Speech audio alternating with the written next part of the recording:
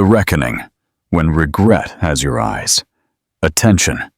What does regret look like? He left her for her best friend, telling her, "You're too complicated." 3 years later, he walked into a hotel lobby and saw 2 little girls with his eyes. If you believe that true strength is built in silence, smash that like button. The betrayal and the silent collapse. The office was filled with the quiet, costly silence of power. Floor-to-ceiling windows overlooking the city, glass walls reflecting everything too clearly, and the faint ticking of a clock that seemed louder than ever. Audrey Thorne stood in the center of the room, her brown hair falling softly over her shoulders, her dark eyes steady, though her heart pounded painfully in her chest. She didn't expect a confession, not like this, not said so casually, as if he were simply reporting quarterly numbers and not tearing down the life they had built together. Ethan Hale was partially turned away from her, his hand resting on the edge of the desk, his jaw tight, his blue eyes fixed on a point far beyond the city skyline, because looking at her would have made the truth too real. When he finally spoke, his voice was quiet, almost soft, which somehow made it hurt so much more. "It's easier with your friend." The words didn't echo. They fell flat, heavy, final. Audrey blinked once, then again, not with disbelief, but with a slow acknowledgement of something she had felt creeping into their home long before this moment. It wasn't the kind of shock that makes the world wobble. It was the silent collapse of something that had already been cracking for months. She didn't raise her voice. She didn't ask why. She didn't plead. She only looked at him, the man she had loved so deeply that she once believed his name was written into her future. He thought he was being honest. He thought honesty was enough. "It's easier with her," he repeated, softer this time, as if saying it less harshly might make it sound less cruel. There was a flicker in his expression when he finally turned to look at her. It wasn't guilt. Guilt would have been a mercy. It was relief. Relief, because he had chosen what he believed would simplify his life. He thought love should be simple, convenient, effortless. He confused depth with difficulty, devotion with heaviness, and her quiet strength with something that demanded too much from him.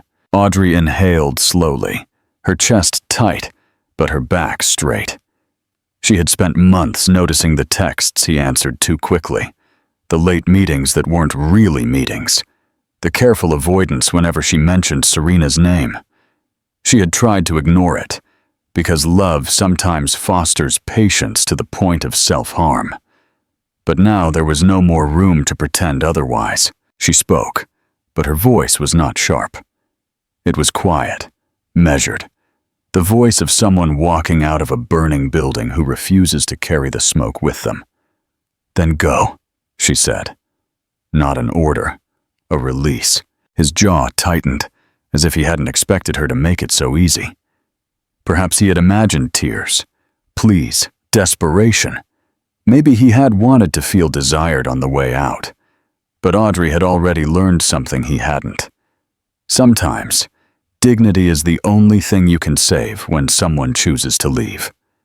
She turned and picked up her purse from the chair, her movements calm and practiced, as if she had rehearsed this in her mind long before this moment. Ethan did not move. He did not try to stop her. He watched her walk toward the door with the same distance he had shown her for months, and as she reached the doorknob, she paused only once, not to look back, but to breathe, to compose herself, to reclaim her own name from any version of herself that had been molded around him. She did not say goodbye.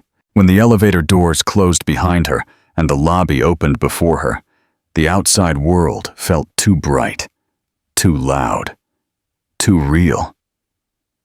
It was only when she reached the fresh air outside that she placed a hand over her abdomen, where a life, 2 lives, were quietly, secretly, beautifully beginning to grow. She hadn't planned to tell him yet. She had been waiting for the right moment. The right peace. Now she understood the right moment would never have existed. He had walked away before he even knew. But she, for the first time in a long time, felt the faint spark of a future that was entirely her own. The exiled. The secret that duplicated Audrey didn't leave abruptly. She moved slowly and carefully, as if each step required tearing roots from the ground. She packed her belongings alone, folding clothes into boxes not with anger, but with a quiet numbness, like someone tending to a wound that hasn't yet begun to bleed. She didn't tell anyone where she was going. The silence became her shield. Finally, she found a small coastal town that rarely appeared in guidebooks. It had narrow streets lined with blooming jasmine, a bakery that opened before dawn, and houses with peeling paint and windows overlooking an endless blue sea. It was quiet enough to breathe again. She rented a small cottage on the outskirts of the village. It wasn't perfect, but the windows opened to the sound of the waves, and the mornings were filled with a soft light that made everything feel like the start of something new. Her savings were limited, her income uncertain. She took a part-time job at a local bookstore, shelving books and sweeping floors at closing time. The pregnancy changed her silently at first. The fear of raising a child without help arrived, of course. But with time, the fear began to share space with something else. When the doctor told her there were 2 heartbeats, she didn't speak for a long moment. 2 lives. 2 futures. She thought she would feel overwhelmed or trapped, but what she felt was something steadier, quieter, a kind of sacred responsibility. She named them Sky and Maya. Sky, for the openness she wanted her daughter to always feel within herself. Maya, for the wisdom, the sweetness, the strength that doesn't need to roar to be real. The first few months were exhausting in ways she couldn't have imagined. 2 babies meant 2 cries, 2 needs, 2 bodies pressed against her chest at all hours. But even in the hardest moments, when her arms shook from fatigue and her heart felt stretched too thin, she felt something else. Gratitude. Every morning she brought them down to the shore in a double stroller, the waves silencing the world around them. Tourists only saw a young mother with 2 beautiful babies. They didn't know the heartbreak, the rebuilding, the quiet triumph she carried with her. With each passing month, Audrey grew stronger, her voice firmer, her heart softer, yet harder where it needed to be. She didn't erase the past. She learned to live beyond it. And far away, in another city, Ethan lived a life that looked polished on the outside, but felt increasingly hollow. He never knew why the silence felt heavier now, why certain sunsets ached in his chest, why he couldn't sleep some nights. The world was slowly preparing the moment their paths would cross again. But for now, Audrey simply hugged her daughters and looked at the sea, unaware of the storm and the healing that awaited her. 3 years of rebuilding, the foundation. 3 years passed, slow, steady, and healing. The girls' laughter filled her home. The sea became the soundtrack to her life. Audrey found a soft peace she once thought she'd never feel again. Sky was the quieter one, cautious and observant, her blue eyes always studying everything around her. Maya was bold, her laughter bright, her hands always reaching, always curious. They balanced each other naturally, like 2 halves of the same heartbeat. Audrey never mentioned their father. She told them stories about oceans, constellations, and brave girls who chose their own paths. But sometimes, in quiet moments, Ethan would return to her thoughts, no longer with longing, but with a gentle pang. She wondered if he ever considered that love wasn't meant to be easy. She heard things through the distant thread of online acquaintances. He and Serena had lasted less than a year. There were rumors, arguments, blame, resentment. The past was no longer her home. She had moved on. Still, there were moments, small and fleeting, when Audrey imagined what it would be like for them to have a father. Not the man he was when he left, but someone who could kneel in the sand and tie shoelaces, who could lift them to touch the tree branches. The thought came not with bitterness, but with a quiet curiosity. A warm summer afternoon came. The girls were just over 3 years old. The owner of the bookstore, Mr. Davies, announced they needed help organizing a charity event at a hotel in the neighboring town, a fundraiser for children's art programs. Audrey agreed to help, thinking only of supporting the community that had so gently held her all these years. She didn't know that the hotel lobby she would soon walk into, holding her daughter's small hands, would be the very place where Ethan stood, unaware that the life he once abandoned was about to walk directly into his line of sight. Not because fate was cruel, but because fate was precise. The encounter. 2 pairs of blue eyes. The hotel lobby was filled with the warm murmur of conversation, the clinking of glasses, and the soft melody of a piano played by a young musician near the entrance. Audrey walked slowly, one hand holding Sky's, the other holding Maya's. The girls moved with the innocent excitement of children discovering a new place, stopping to look at the grand chandelier or the fountain in the center of the lobby. Audrey maintained a tranquil expression, but her heart beat faster than usual. Crowds still made her nervous. She guided the girls toward the reception desk where the volunteers were gathering. Meanwhile, on another part of the hotel, Ethan was speaking with one of the event organizers, nodding politely, although his attention frequently drifted toward the window, where the ocean shimmered in the late afternoon light. He had agreed to attend the charity event to support a business partner, expecting nothing more than speeches and polite applause. He certainly didn't expect that the moment he turned toward the main staircase, his breath would catch. From across the room, he saw a woman kneeling to adjust a ribbon in a little girl's hair. The movement was gentle, familiar in a way that struck him before he could understand why. Her hair was soft brown, falling around her shoulders as she leaned close. Her posture, her hands, the way she spoke softly to the child, it all triggered a memory he hadn't allowed himself to approach in years. Audrey. The name formed in his mind not with shock, but with a deep, sudden pang, like a bruise pressed unexpectedly. He froze. He still couldn't see her face, only her back and the 2 small girls standing beside her. Something inside him tightened, an attraction that was both instinctive and terrifying. Audrey stood up and turned. He saw her eyes, warm, deep, steady, and felt all the air leave his body. She did not look away, did not flinch, but her expression changed almost imperceptibly. It wasn't fear. It wasn't anger. Not even surprise. It was the look of someone who has already survived the worst part of the story. But it was the girls who broke him. 2 small girls. Twins, both with dark hair and eyes as blue as the sky reflected over a calm ocean. Eyes that matched his own. Eyes he had seen in the mirror every morning of his life. They looked up at him with curiosity, innocent and unsuspecting, unaware of what their existence meant to the man standing a few steps away. His heart was no longer steady. It hammered against his ribs,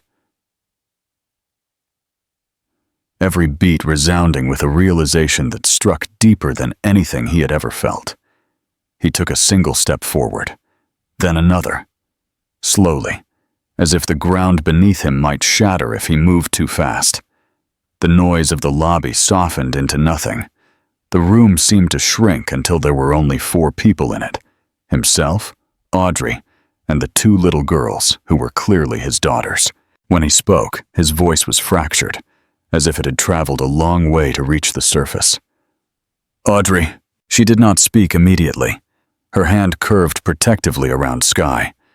She watched him carefully, steady and grounded. Maya blinked at him, tilting her head with curious innocence. He swallowed hard, his eyes darting to the girls again. His voice was barely a whisper, cracked with disbelief and regret that arrived far too late. "Are they?" Audrey nodded once, a small, quiet gesture. "Yes." There was no accusation in her tone, no explanation, no anger, only the truth. Something within him broke, not just from pain, but from recognition. The world he had built, every choice he had justified, every excuse he had believed, it all crumbled in a single exhale. He wasn't angry. He wasn't shocked. He wasn't even confused. He understood. He had walked away from a life he didn't know had already begun. And now that life stood before him, in small sandals, holding a toy shell, looking up at him with the eyes he had given them, he couldn't approach them. He didn't have the right. So he did the only thing left to do.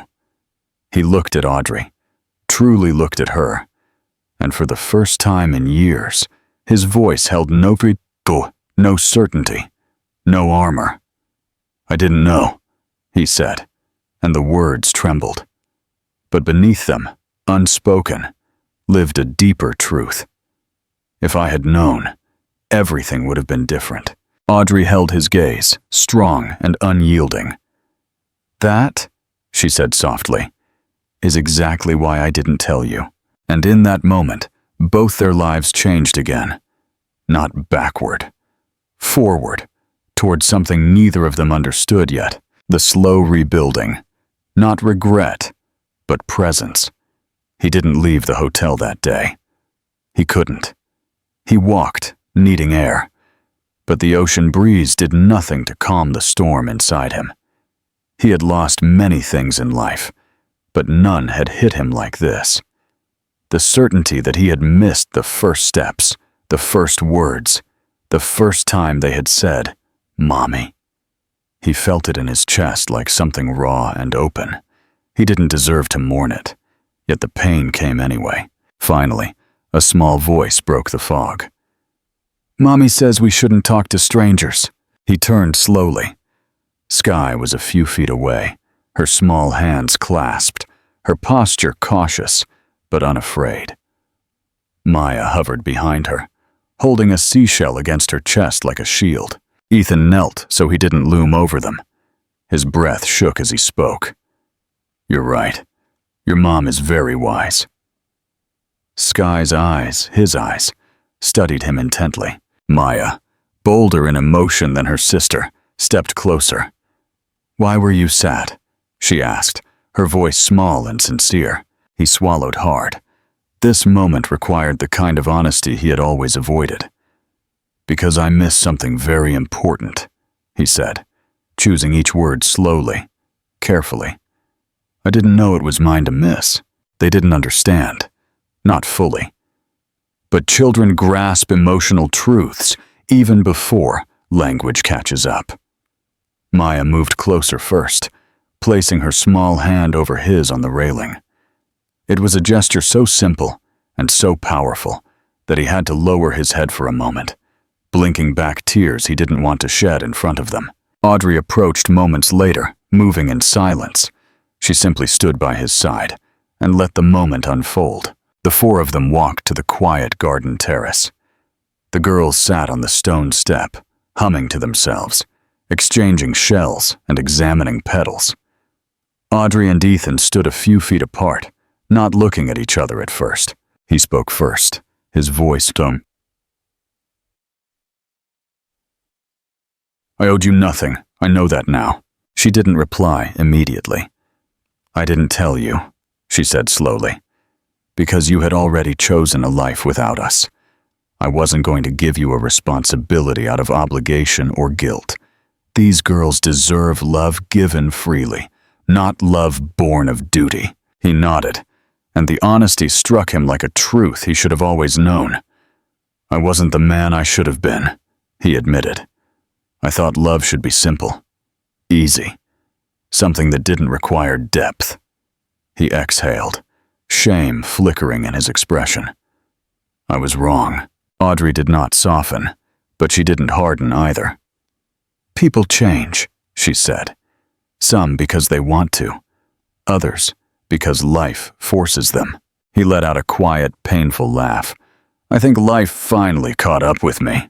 They stood in silence, not the sharp, uncomfortable silence of fresh wounds, but the quiet of two people who had lived long enough to understand that some conversations are not resolved with a single exchange of words. What happens now? He asked.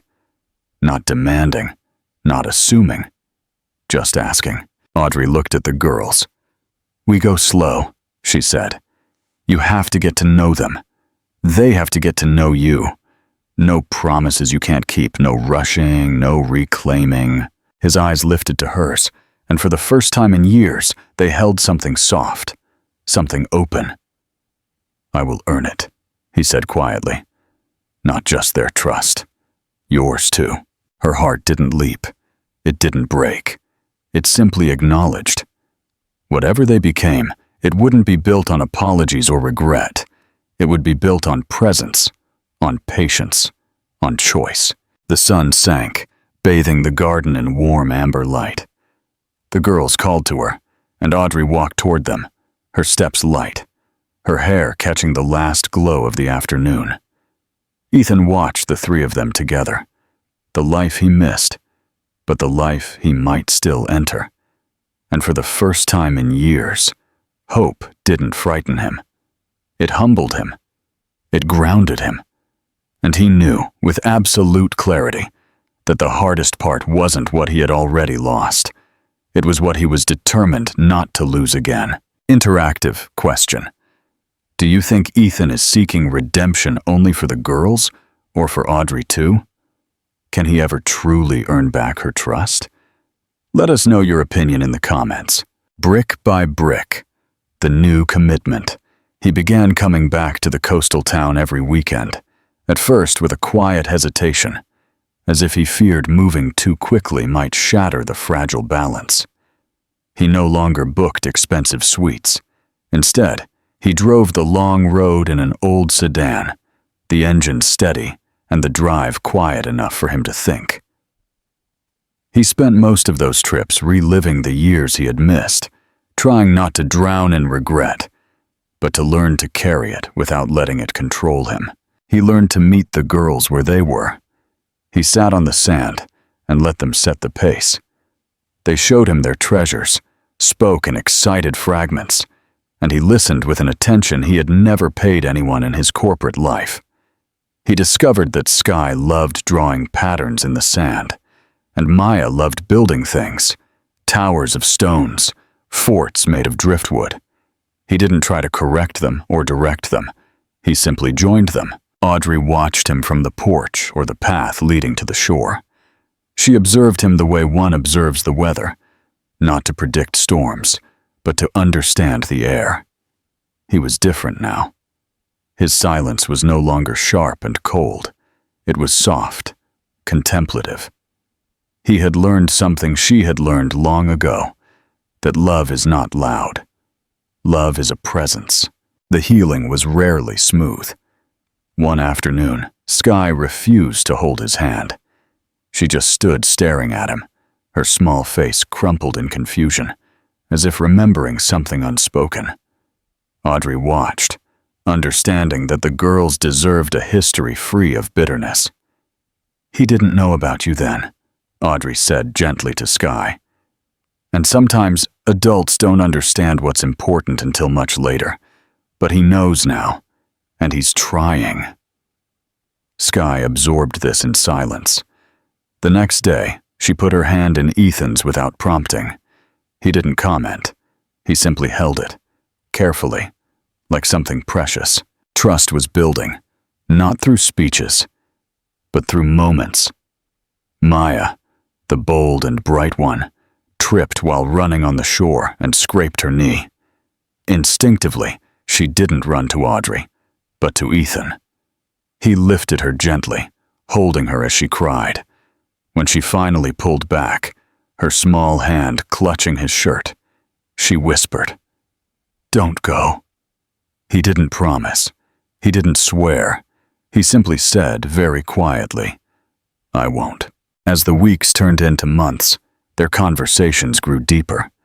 They talked about the present, about the garden Audrey wanted to plant, about the girls' new favorite songs, about the slow, steady unfolding of the life they were building.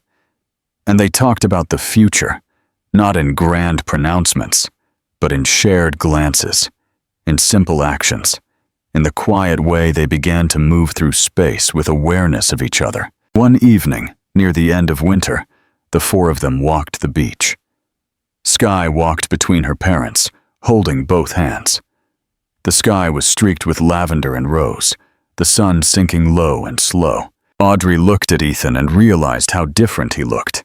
Not older, not worn, but softened. The sharpness that had once defined him had melted into something steady, quiet, certain. The man he had become was someone new, someone she could get to know rather than remember. He stopped walking, looking out at the water. The sound of the waves filled the pause. When he spoke, his voice was calm, not shaky, not uncertain. "I don't want to go too fast. I don't want to disrupt what we've built, but I want to say something I've been holding on to for a while." He turned to her fully, his gaze open, steady. "I love the life we have now. I love them, and I love you. Not the memory of you, not the idea of you. You, just as you are now." She didn't speak immediately, because the words didn't need an immediate response. They weren't a question. They were a truth gently placed in her hands. Sky squeezed their hands tighter, and Maya ran up to them, waving wildly before running back off. The four of them stood together, wrapped in the slow fade of daylight. Audrey felt something within her settle, not excitement, not fear, but peace. A peace earned, not given. She leaned into him, not as a promise of forever, but as a beginning made of choice rather than circumstance. He held her, carefully and securely, and the girls pressed close to their sides. The waves rolled in, constant and endless. No grand declarations were needed, no applause was required, just four hearts learning to beat at the same rhythm. Love, real love, hadn't arrived in a flash or a fire. It had arrived in silence, by staying, by showing up, by starting over. And that was enough. Final call to action. What a powerful end to a journey of true redemption. Ethan and Audrey found a love that was stronger and deeper because it was rebuilt with truth and humility. What do you think of this conclusion? Was Ethan's journey of self-discovery a necessary lesson for him to truly appreciate Audrey's depth? Leave your thoughts in the comments. If you loved this epic story of second chances, please like, share, and subscribe to the channel for more unforgettable tales of love and transformation. Part 9. The Legacy of Presence. The ghost from the past. 2 years after Ethan moved to the coastal town, their new life had settled into a rhythm of deep stability. Ethan sold his residual shares in his old firm, choosing to invest his time and capital into local, sustainable projects.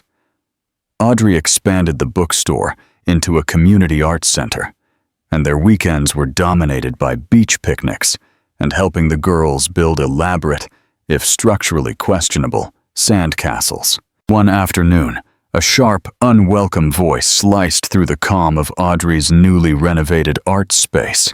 Well, look who found herself a live-in handyman." Serena stood framed in the doorway, impeccably dressed and radiating the cold, brittle ambition that Audrey remembered. She hadn't aged well. The sharp edges of her face now looked more like strain than confidence. "Serena," Audrey replied, placing a stack of donated books on a shelf without missing a beat. "I didn't realize you were interested in local literature. The fiction section is by the window." "Don't play coy," Serena sneered, walking closer. I'm here on business. I heard Ethan sold his stake in the city, and now he's here, living with you. Playing daddy to those two little girls. She emphasized the last words with venom. It must be wonderful for you, Audrey. You finally got the comfortable, simple life you always wanted, subsidized by the fortune he made because he chose me over you back then. Ethan chose what he thought was right for him at the time, Serena. Audrey corrected, turning to face her with quiet authority. And he later realized he chose wrong. The money is irrelevant. The life we built here is invaluable. Serena laughed, a short, ugly sound. Invaluable? He walked out on a world-changing deal to teach his kids to tie knots.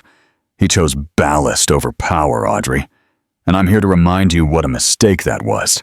I'm opening a chain of boutique fitness centers, and I need a prime waterfront location. This building is perfect. Name your price, and get your sentimental little arts center out of the way. I'll make you wealthy enough to move to a better town. Protecting the foundation. Audrey walked around the desk, her gaze steady. This building is not for sale, Serena. It is an investment in community. Capital. Just then, the door swung open, and Ethan walked in, carrying Sky and Maya on his shoulders after their swimming lesson. They shrieked with laughter, their damp hair clinging to their heads. The sight of Ethan, relaxed, happy, and utterly present, and the two radiant girls, brought Serena to a stunned silence. This was not the broken, pathetic woman she expected to see, nor the ambitious CEO who had lost his way. This was a family. "Hey, Mom!" Ethan called out, smiling warmly at Audrey, his eyes full of the quiet affection that was now their normal.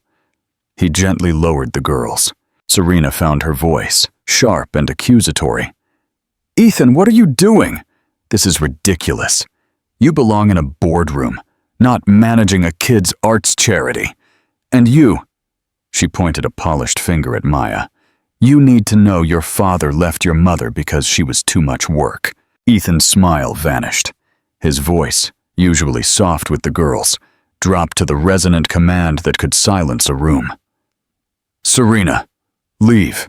He walked to the space between Audrey and Serena, his posture protective. "You came here to wound Audrey and claim a piece of my past success. The woman you see here," he gestured to Audrey, "is not complicated.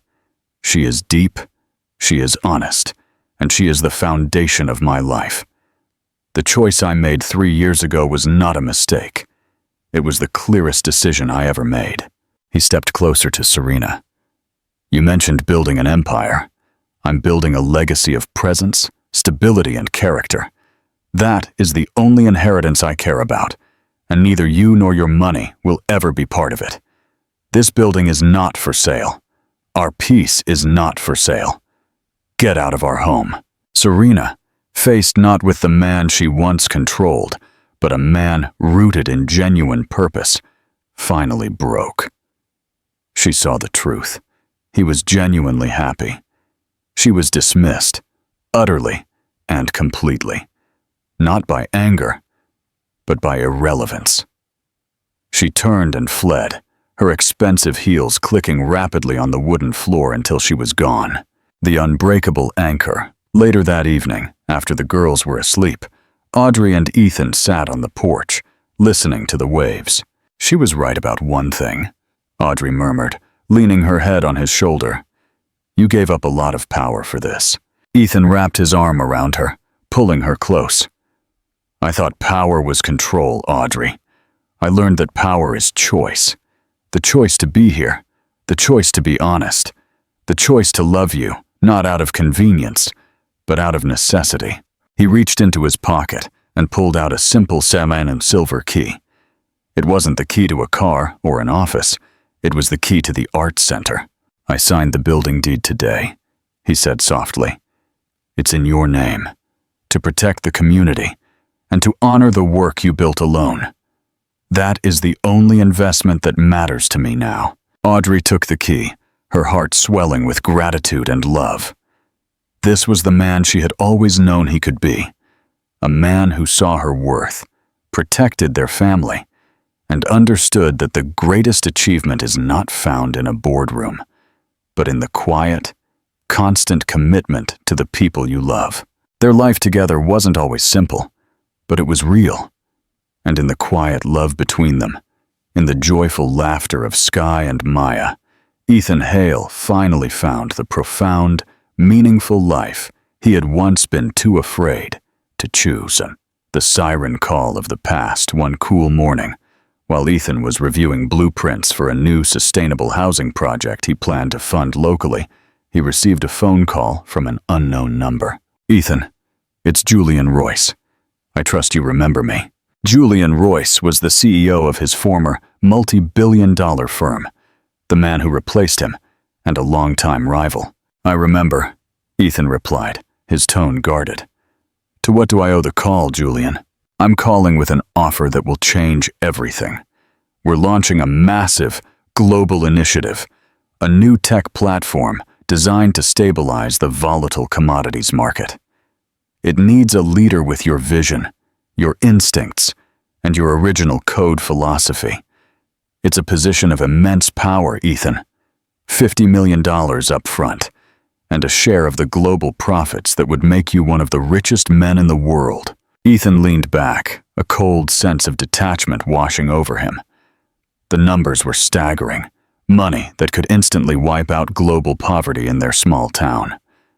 The temptation was the echo of his old self, the rush of immense power and influence. "Why me, Julian? You have dozens of ambitious executives." "Because you walked away from it all. That kind of self-control is exactly what this project needs. A moral anchor. Plus," Julian added, his voice slick with calculation, "we need the redeemed narrative. The man who chose family but returned to rule the world. The publicity alone is worth the price tag." Ethan listened, his mind calm. This was the ultimate test. The world he had renounced was calling him back, offering everything he once craved, and even trying to leverage his new redemption story for profit. "Let me think about it," Ethan said, giving a non-committal answer, wanting to fully process the weight of the choice. The silent burden. Ethan didn't tell Audrey about the offer immediately. He carried the burden silently, not because he considered accepting, but because the mere presence of the temptation felt like a violation of the peace they had earned. He found himself walking the beach late into the night, the immense figures and global impact swirling in his mind. He knew what Julian really wanted, not his code, but his soul. Proof that the quiet life was just a temporary retreat, not a fundamental change. One afternoon, Audrey found him in the garage, staring intensely at the inscription he had etched into the cement base of Caleb's swing set. "Caleb's anchor, S2025. "What's wrong?" Audrey asked, her voice soft. "You look like you're trying to solve the housing crisis with your mind." Ethan sighed, running a hand through his hair. He knew he couldn't keep it from her. He told her about Julian's offer, the astronomical figures, and the sheer global power it represented. Audrey listened in silence, her expression neutral. When he finished, she didn't accuse or plead. She simply walked over and placed her hands gently over the cement anchor, covering the inscription. "That kind of money could do immense good, Ethan," she said, her eyes meeting his. "It could fund every project we ever dreamed of, but I have one question for you." "Ask it." "The platform needs a moral anchor for its reputation, and they need a redeemed man for the press. If you take that job, which man are you? Truly, the anchor they need for their reputation, or the anchor Caleb needs in his life. You cannot be both in that world." The simplicity of her question cut through the corporate jargon and the staggering numbers. He could choose the noisy, visible power of wealth or the quiet, profound power of presence. The unshakable foundation. The next morning, Ethan called Julian Royce. "I've made my decision, Julian. Thank you for the generous offer. I knew you wouldn't let this opportunity pass. When can you fly out?" We need you in London by the end of the week. You misunderstand, Ethan cut in, his voice calm and firm. My decision is no. I'm turning down the offer. There was a stunned silence on the line, the expensive quiet of a man realizing he can't buy everything. You're serious? You're rejecting $50 million, Ethan? For a bookstore and a community center? I'm not rejecting $50 million, Julian. I am rejecting the noise, the greed, and the absence that comes with that life. I have already found the purpose that money was meant to buy: integrity, peace, and the ability to be present. My legacy is no longer a corporate ledger. It's the anchor I set in my own backyard. You're making a massive mistake, Julian sneered, reverting to anger. You're choosing sentimentality over global influence. Perhaps, Ethan conceded. But I'm choosing the right influence, the kind that allows me to look my children in the eye every morning. Good luck with the platform, Julian. I wish you well. Ethan hung up the phone and stood there for a long moment, the silence of his decision echoing around the room. He felt a profound sense of closure. He walked out to the backyard. Caleb was trying to teach Sky and Maya how to swing in unison. Audrey stood watching them, a serene smile on her face. He walked up to Audrey and handed her a printed copy of the email he was about to send Julian, formally declining the offer. She read it, looked up at him, and squeezed his hand. "Welcome home, Ethan," she whispered. He smiled, walking over to the swing set. He knelt and gently placed his hand on the cold, solid cement over the inscription. The test of the anchor was complete. It held. Part 11. The legacy forged the empty tower and the new vision. Having permanently severed his professional ties, Ethan Hale focused his vast expertise and remaining capital on the local, sustainable housing project he had initially planned. However, the true source of residual tension wasn't the lost money, but a single, valuable piece of real estate: the Hale family penthouse in the city, the same place where he delivered the cruel words to Audrey 3 years ago. The penthouse, now empty, was a constant, cold reminder of the life he had destroyed. It was immensely valuable, but symbolized his greatest failure. "We need to sell it, Ethan," Audrey stated one evening, looking at the city listing on his laptop. "That money belongs to the girl's future, not to a painful memory." Ethan shook his head. "I can't just sell it for profit, Audrey. That place is a monument to my former arrogance. I want to turn that monument into a foundation. I want to build a legacy of presence right where my absence was most pronounced." His new vision was ambitious. He planned to donate the penthouse, along with a significant endowment, to establish the Sky and Maya Hale Family Center for Arts and Ethics, a nonprofit space dedicated to mentoring young entrepreneurs, emphasizing social responsibility, integrity, and sustainable business practices. Audrey's eyes widened, recognizing the depth of the commitment. "You want to turn your greatest symbol of greed into a symbol of giving? I want to teach the next generation of CEOs the lesson I learned the hard way. True value is not in the acquisition, but in the character you bring to the marketplace. And I want our daughters' names to be attached to integrity, not just inheritance." Turning stone into symbol, the process was complex, involving tax experts and the meticulous Mr. Davies from the bookstore, who now served as the family's chief financial advisor for their philanthropic ventures. The Hale family and the media were, predictably, stunned. Julian Royce, Ethan's former rival, called it absurdity, claiming Ethan was squandering an inheritance on sentiment. But for Ethan, the act was purifying. He personally oversaw the transformation of the sterile, glass-walled office/penthouse. He replaced the cold, modern art with vibrant pieces created by young, local artists from Audrey's community center. The large boardroom table, where he once made ruthless deals, was replaced by a communal workspace dedicated to collaborative, ethical business planning. The center's launch event was intimate, hosted on the rooftop terrace that once overlooked the entire city as his kingdom. Standing there, Ethan no longer saw a battlefield. He saw possibility. He stood with Audrey, Caleb, who insisted on wearing a small bow tie, Sky, and Maya.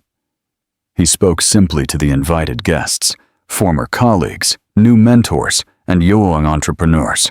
I built a life on the belief that complexity meant depth.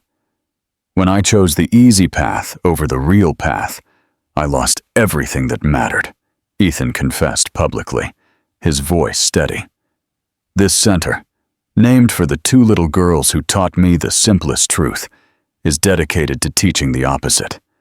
The hardest path, the path of honesty, presence, and purpose, is the only one that truly lasts. The matriarch's blessing. The most unexpected validation came from a corner of the Hale family that had previously been silent. Ethan's estranged Aunt Vivian, the quiet matriarch of his father's side of the family, approached him and Audrey after the speeches. "I always saw the good in you, Ethan," Aunt Vivian said, her voice soft but firm. "Your father would have been proud of the man you've become. The other man, the one who chased numbers, he never truly belonged to our family anyway." She then turned to Audrey. "You, Dr. Thorne, did not merely rebuild him. You provided the anchor he never knew he needed. The Hale name means very little now, but the Hale-Thorne legacy, the one you are building on integrity, that will last." Aunt Vivian didn't offer money or position. Instead, she offered the quiet, profound blessing of the family's true heart. As the sun set over the city, casting a warm glow over the rooftop garden, Audrey looked at Ethan. He had not only found his way home to his family, he had redefined what home and legacy meant for everyone who watched him. The empty penthouse, once a symbol of his greatest failure, was now a shining testament to his greatest triumph, a permanent, unshakable monument to the legacy of presence. Part 12. The New Constellation. The Simple Proposal. Life in the coastal town was the profound fulfillment of the promise Ethan made. Presence. He and Audrey were not merely co-parents. They were partners in every sense, raising Caleb, Sky, and Maya with a deep, quiet joy. The chaos of their past was a distant memory, replaced by the steady rhythm of the waves and the laughter of their children. One evening, after closing the Hale Family Center, Ethan and Audrey took a long walk down the beach. The sunset was spectacular, painting the sky in shades of rose and gold, mirroring the warmth that now filled their lives. They stopped at the spot where the girls often played, where the sand was softest. "I need to ask you something, Audrey," Ethan began, his voice low, a hint of nervousness he hadn't felt since their first date. Audrey turned to him, her eyes soft with anticipation. "What is it, Ethan?" He didn't pull out a glittering diamond or a flashy display of wealth. Instead, he reached into his pocket and pulled out a small, simple item, a smooth, heart-shaped piece of sea glass that Sky had found on the shore and given to him as a good luck charm a year ago. He knelt before her, not with the arrogance of a mogul, but with the humility of a man who had learned the true price of love. "The last time I asked you to be my wife, I did it with a diamond bought with money I valued more than you," he confessed. "I confused worth with cost. I confused love with convenience. This piece of glass, found by our daughter, represents everything real and honest we've built. It's simple, imperfect, and precious." He looked up at her, his blue eyes filled with profound honesty. "Audrey Thorne, you are the anchor of my life and the author of our future. Will you marry me and let us build this new life, not on promises, but on the quiet truth we've already created?" Audrey's eyes welled up instantly. She didn't hesitate. She didn't need to. "Yes, Ethan. 1,000 times, yes." He gently placed the sea glass in her hand, sealing the promise with a kiss that was filled not with the reckless passion of youth, but with the deep, abiding certainty of two souls finally finding their rightful home. The wedding. The legacy is complete. The wedding was small, held a few months later in the sprawling, sunny gardens of the Hale Family Center for Arts and Ethics, the very penthouse he had given away. The reception was a gathering of their closest friends, Mr. Davies, and a beaming Aunt Vivian. Their children were the center of the ceremony. Caleb, proud and serious, served as the ring bearer, holding the sea glass safely on a velvet cushion. Sky and Maya were the flower girls, their dark hair decorated with wildflowers, their bright laughter echoing through the solemn vows. In his vows, Ethan didn't apologize for the past. He thanked Audrey for the strength she showed when he was weak, and for the courage she had to let him back in when he finally returned whole. Audrey's vows were simple and powerful. I promise to always choose presence over pride, truth over silence, and us over everything else. We built our foundation in the storm, Ethan. Now, let's live peacefully within its walls. The most poignant moment came when Aunt Vivian raised her glass for a toast. I raise my glass, she declared, her voice firm, to the new constellation. Not the stars, but the truth. Ethan once believed his name was his legacy. Tonight, he proves that his legacy is the family he stands with. Audrey, you taught him that real worth is not inherited. It is earned by the character you bring to the marketplace and the love you bring to your home. To the Halethorne family, the new constellation.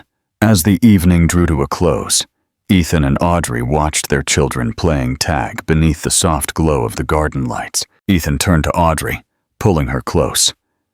We did it, Dr. Thorne. We did it, Mr. Hale, she confirmed. But the real work isn't the wedding. It's the continuing commitment to the anchor. He looked down at the sea glass in her hand, polished and gleaming. He knew the world would continue to tempt him, and life would bring new challenges. But he also knew the greatest truth he had learned. He was not the man who valued the simple life. He was the man who chose the profound life, the one built on humility, courage, and unconditional love. Their story was complete. It was a testament to the fact that it's never too late to choose the difficult, honest path, and that the greatest legacy a person can build is the one they are present for, every single day.